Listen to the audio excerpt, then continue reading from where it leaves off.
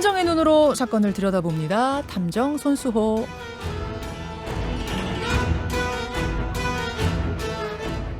손수 변호사 어서 오세요. 어서 오세요. 네, 안녕하세요. 예, 마이크가 아직 안 올라가 있었군요. 네. 아유, 참 이게 가지고 오신 사건도 이제 우리를 마음을 아프게 하는 강력한 사건이어서 마음이 좀 무거운데 강화 성모도 살인 사건 가지고 오셨어요. 그렇습니다. 예, 성모도라면은 강화도 서쪽 바로 옆에 있는 그 조그만 섬이잖아요. 그렇죠. 예, 네, 다리로 연결돼 있고 네, 거기서 30대 여성 시신이 발견된 거죠.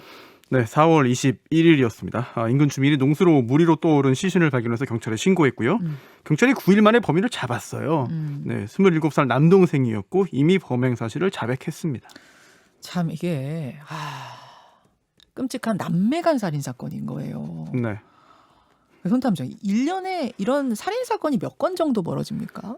살인 기수, 그러니까 실제 사망한 살인 사건만 따지면 최근에 1년에 한 350건 정도 되고요. 네. 미수까지 합하면 대략 1000건 정도 됩니다. 특히 2009년에는 기수 미수 합해가지고 1400건이나 됐어요. 참 생각보다 많은 살인 사건들이 벌어지는데 네. 특별히 오늘 이 사건에 주목하는 이유가 있습니까? 살해 시점이 작년 12월입니다. 네. 그리고 시신 발견된 게 올해 4월이니까 뭐 4개월 이상의 기간이 있었죠. 그 시간 동안 피해자의 사망 사실조차 확인되지 않았어요. 동생의 살인 은폐 시도를 중점적으로 살펴보겠습니다. 예, 자세히 좀 들어가 보죠. 네. 범인은 인천 남동구의 한 아파트에서 이제 피해자의 누나와 둘이 함께 살고 있었는데요. 네. 부모님은 경북 안동에 있고요. 가끔씩 이제 남매 집에 다녀간 것으로 알려져 있습니다. 네. 이 사건은 작년 12월 중순 새벽에 발생했어요. 동생이 자백했는데 부엌에 있던 흉기로 누나를 살해했다. 그리고 무려 25차례나 찔러 살해했습니다. 그럼 지금 성모도 살인 사건 이렇게 다 나오는데 네. 살해 장소가 성모도가 아닌 거네요. 인천이죠. 그래서 이게 사실은 성모도 살인 사건이 아니라 인천 남동구 살인 사건이에요. 네.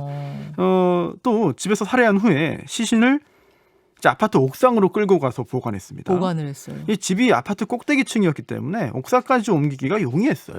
그래서 10일 지난 후에 시신을 여행용 가방에 넣고 또 차를 빌려서 네. 렌터카에 싣고 성모도 농수로에 유기했죠. 이게 12월 말입니다. 야, 참 아니 근데 어쩌다가 네. 동생이 누나를 네. 우선 살해 동기가 뭡니까?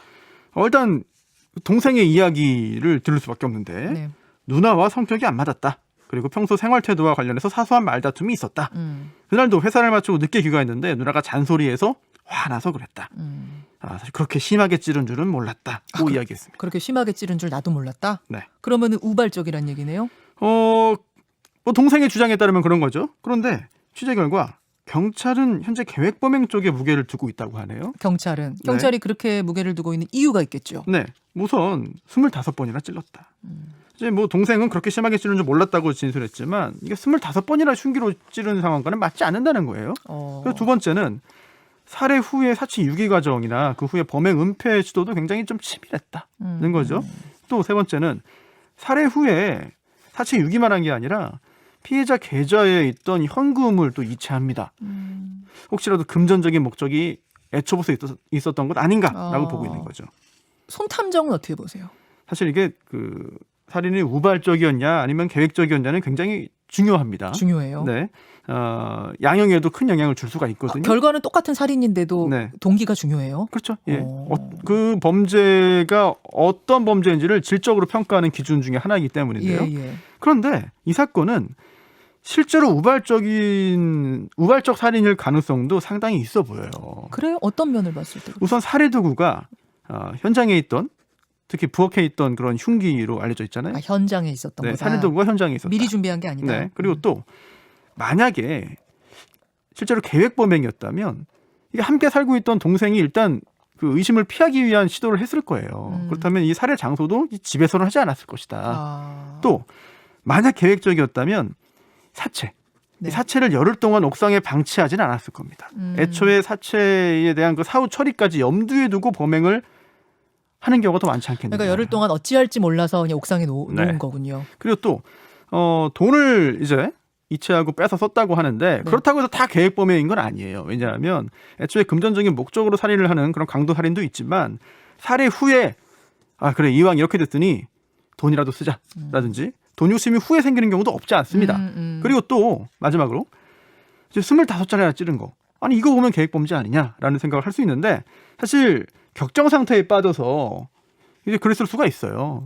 그래서 이 횟수만 보고 계획범행이냐 우발적인 범행이냐라고 단정하는 건 좀 쉽지 않거든요. 그리고 보시는군요. 또 이제 가해자를 이제 그 비난하는 또 더 강하게 비난하고자 하는 심리 때문에 네. 일단 이런 사건이 보도되면 계획범이라고 단정하는 경우가 있습니다. 아. 네. 하지만 뭐 그렇게 단정할 건 아니고 실제 남매 사이에 존재했던 갈등 요소가 있었는가, 동생 말이 맞는가 여부를 냉정하게 좀 판단해 봐야죠.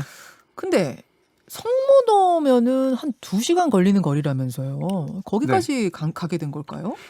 연고가 있어요. 그래요? 이제 외삼촌 가족들이 그 인근에 거주하거든요. 그래서 가족 행사 때 몇 차례 들른 적이 있습니다.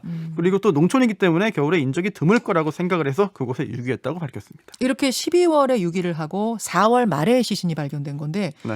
아니 어떻게 4개월씩이나 아무 눈에도 안 띕니까? 농수로인데. 경찰이 이렇게 짐작합니다. 시신이 담긴 여행 가방이 물속에 가라앉아 있어서 눈에 띄지 않았다. 그리고 가방이 제대로 닫혀 있지 않아서 시신이 물 위로 떠오른 것으로 이제 보고 있습니다.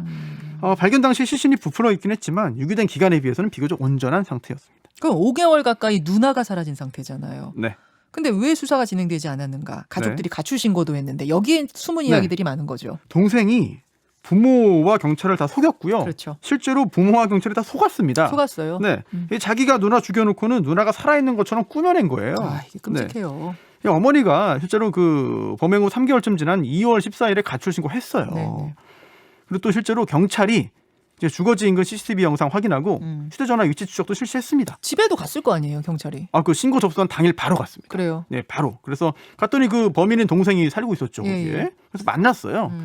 그래서 이렇게 동생에게 물어봤습니다. 누나가 언제 마지막으로 집을 나갔냐. 이게 질문했더니 이 동생이 처음에는 일주일 전에 2월 7일에 집을 나갔다. 집 나가서 안 들어와요. 이런 거예요. 그래서 경찰이 2월 6일 오전부터 7일 오후까지 이 녹화된 영상 다 돌려봤거든요.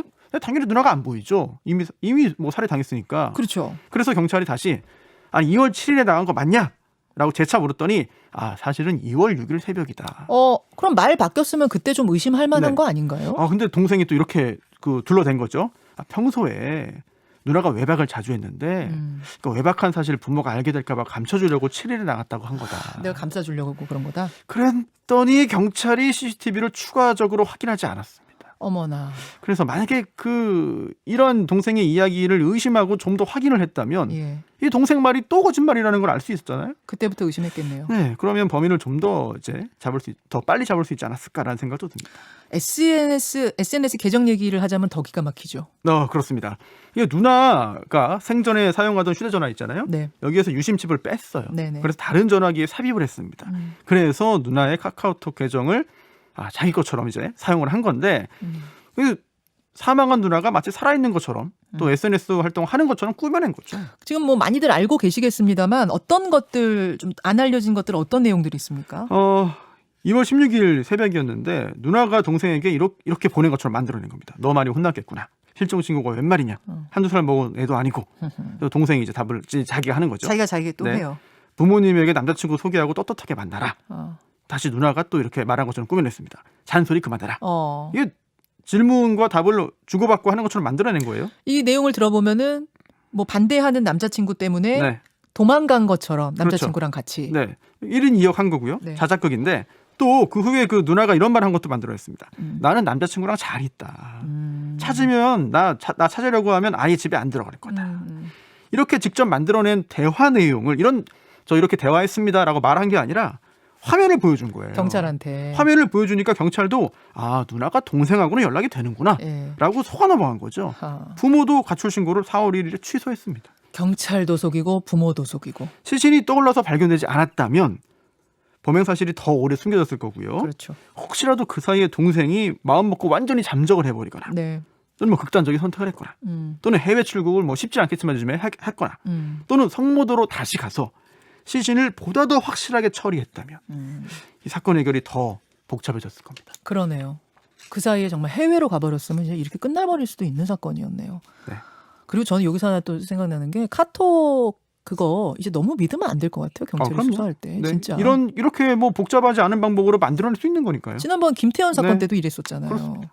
아무튼 4월 21일에 시신 발견되고 피해자 신원 특정되면서 본격적인 수사가 시작이 됐는데 수사 진행되는 동안에도 네.